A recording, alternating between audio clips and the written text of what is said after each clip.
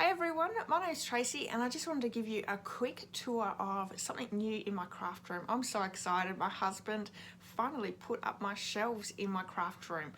We purchased them a couple of months ago at IKEA. They're up now and they look super great in my background. So yeah, let's take a closer look at them. So haven't they turned out super cute? I love it.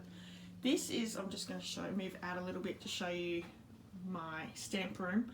I have them on the other side over there as well, but I've got projects that I'll be putting over there that I haven't shown yet, so I don't want to give away too many little sneak peeks. But doesn't it look great? It's in my background for all my videos now, and I really am so happy with how it turned out.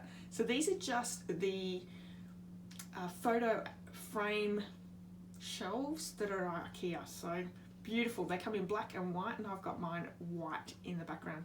Sorry, I'm a little bit shaky on the camera.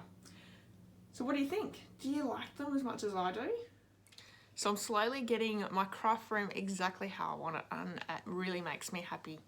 Alright everyone, have a wonderful day. I'll see you all soon. Bye bye.